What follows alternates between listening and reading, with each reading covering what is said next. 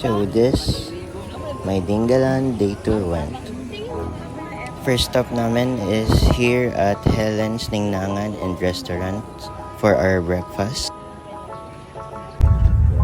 So after ng breakfast, dito yung papunta ng Dingalan Feeder Port para pumunta dun sa aming first destination, which is the White Beach.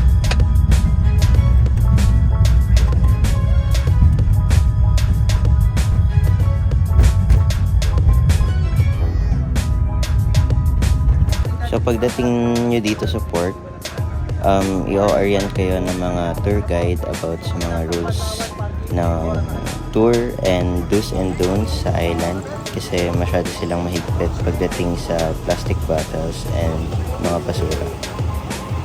Kakatila lang ng ulan that time and makapal pa yung ulap, so I expect na magiging maulan yung day tour namin, but ayan, maya-maya umulan din that time and meron pang double rainbow na lumabas. Ang hiking goal to Batanes Orientation po yung next natin activities. So, expect na po natin, ayan, umuulan. So, madulas po yung ating trail. So, mga 30 minutes po yung hike natin doon. Depende po yun sa pacing natin. So, mag-add po tayo siguro mga... So, after ng orientation, tinutol ko na yung clip kasi sobrang haba. Ayan, pumunta na kami sa bangka namin para pumunta dun sa aming first destination, which is yung White Beach nga. Ayan na nga, nakapunta na kami sa aming first destination.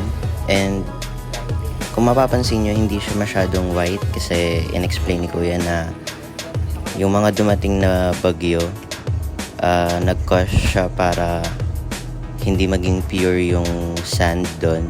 Pero dati daw talaga sobrang white sand sa beach na yan.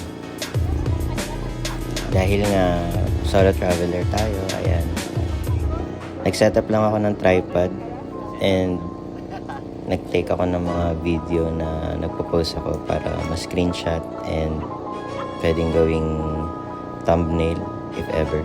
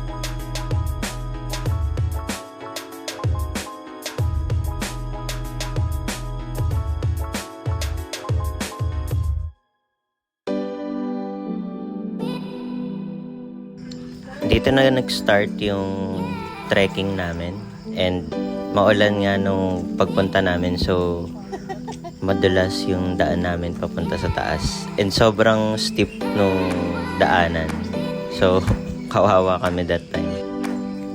13 kami lahat sa tour and mostly nung kasama ko ay may edad na and meron pa nga kaming dalawang senior citizen na kasama. Joiners tour nga pala tong sinamahan ko and majority of them are magtotropa kasi parang nagkaroon sila ng mini reunion and matagal siguro nila itong ginagawa na sumasali sa mga joiners tour. Yung tatlo, family sila, tas merong magnanay, then dalawa kami ng isang foreigner na solo joiner. This is my second time na umakyat ng bundok. My mother mountain is Mount Ulap.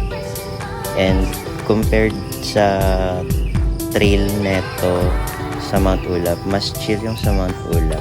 Kasi ito sobrang pataas yung daan.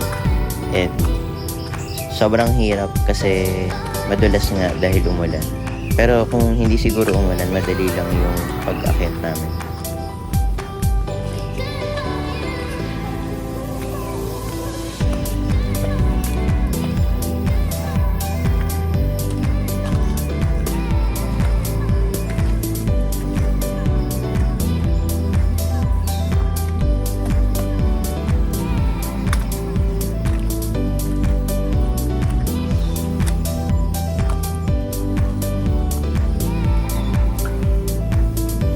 Mukhang sanay kayo sa hiking, tita.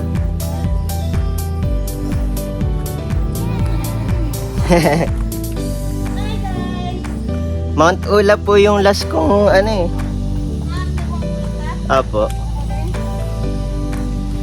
Eh, nung time na pumunta kami doon, Diyos ko.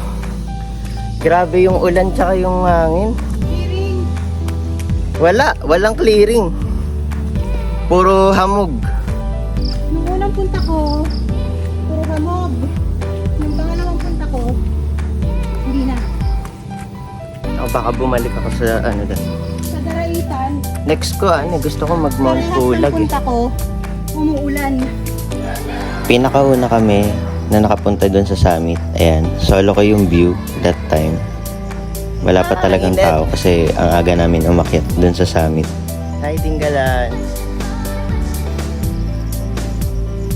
Nainit dito sa taas, guys.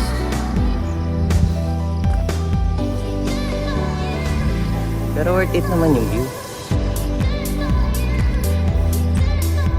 Kilala nga pala tong Dingalan or Dingalan Aurora as Batanes of the East. Kasi yung mountain view niya, ayan, tingnan niyo naman. Sobrang ganda ng mountain view and halos kaparehas ng sa Batanes. Pag-ipunan muna natin yung pang Batanes kasi medyo mahal yung tour doon and para ka na ding nag-overseas. So, dito muna tayo kasi halos kaparehas lang naman ng view. Tatlo lang kami nung magnanay na tumuloy dito sa trail sa may lighthouse kasi nahirapan na yung mga kasama namin papunta dito. And naghintay pa kami ng matagal for them.